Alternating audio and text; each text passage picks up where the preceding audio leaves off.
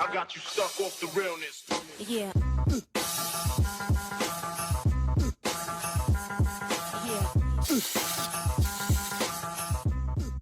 Chaz Barrison. I'm Chaz Barrison from the London Police. And I'm Bob Gibson.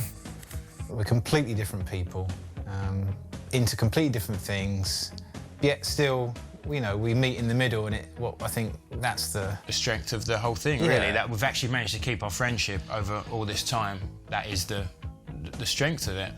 Individually, I think we're okay.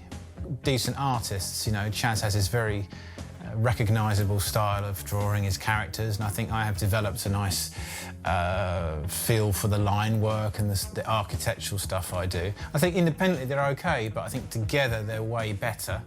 I like the reaction that I can bounce off Chaz, and Chaz can bounce off me, and we can create these fun little fantasy worlds, and it's all very whimsical and playful. But I wouldn't have that without Chaz. My work's much more sober, and I think Chaz brings a whole different dynamic to it, so.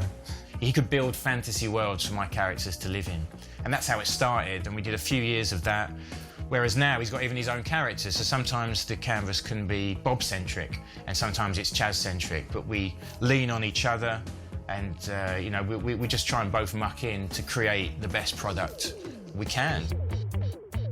The way we work, it's pretty similar in every painting or Whether every mural. painting or mural, yeah, the process. It's just a terribly executed sketch. It's awful. It's horribly drawn. We both know the way it all works. So for us, it's about plotting something and then, oh, gotcha, that. It's basically a quick chat before it. Then it's initial sketch. Well, firstly, colours go on. Then the sketch of where the stuff is going on top of those colours. Then you fill that in and then you black that. And a lot of the time too, you want to design a piece, especially if it's a mural, design a piece where you know roughly what it's going to be. But you don't want to make all the decisions beforehand, because then there's no creativity during the process. You've got to leave yourself room to make decisions later. Otherwise, you're just painting by numbers, and the creative process is only that initial sketch. We try and make sure that we're having a good time and that we like what we do. Because you can listen to the haters and you can listen to the people who appreciate it.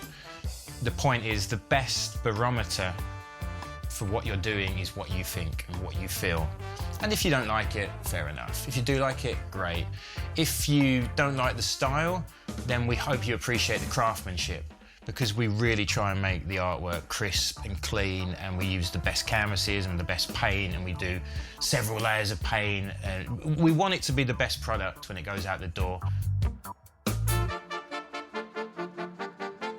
I'd say it works on a few different levels, London Police, and if you were to see our work on the street and you drove by it in a car, traffic lights or something, you look up and, wow, that's quite nice, in the sense that it's a positive message, it's a smiley character in this fantasy world and bright colours. I think that's like the layer one.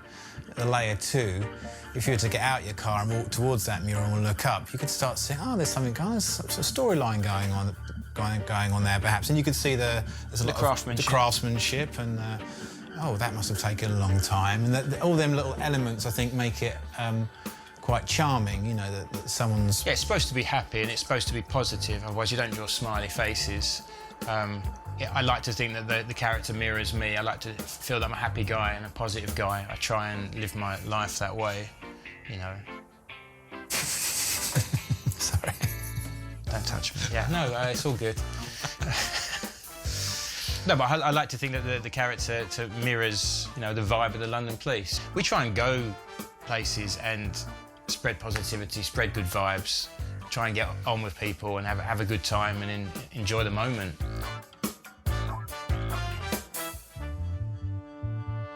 I think a lot of the inspiration for me came artistically from the children's books that I used to love. Mr. Men books by Roger Hargreaves, like Mr. Happy, Mr. Tall. Very simple, charming, and actually they had these big shoes as well, just like my characters. But then as it went through time, early graffiti, and notably Mo 2 for me, because of his characters and spray can art. More than that, Inspiration comes from everything. It comes from the music you listen to. It comes from the people you speak to. It comes from other artists. It comes from a documentary you watched. It comes from looking at the trees, at birds, nature. My education was like classically trained how to sculpt, how to paint.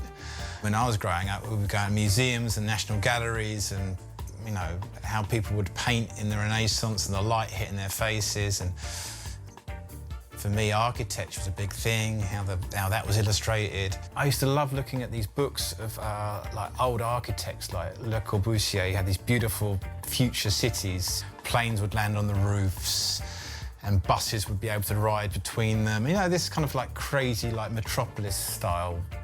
That's, I think, what you see in a lot of my work is that kind of like, you know, the light hitting from one side or the reflections in the water. That's how my brain works. But like, that's another example of how two people coming together with completely different ideas about how to make art. It's that clash.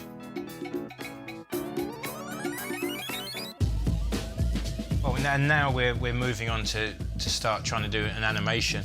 And the sky's the limit, really. So we're really excited about trying to introduce that over the next year and start seeing the characters walk and move and how they sound and what they do. When we first looked at the characters, literally in the first weeks of drawing them, the first thing on everyone's minds was this should be animated, and this because they were a bit more primitive. So it was like a little bit wobbly. And so then that was the first thought: these should be animated characters. Like I said, 20 years ago, it wasn't possible. So it's taken 2 decades of going through everything we've gone through, and drawn them everywhere, and the paintings, to actually get to a stage where we can think about the animation. It's going to be. Come and join in, come and have a little look what's going on in the world of London Police, and let's smile, let's have a laugh, let's make it a little bit funny. The dogs like the snow and the snow likes the dogs. The snow dogs like the snow dogs. Messing around, they're like a couple of boys. The snow dogs like the snow dogs, 'cause I knew dogs and I grew dogs. 'Cause I fed dogs and I've bred dogs. Let it snow, let it snow, let it snow, dogs. The snow dogs.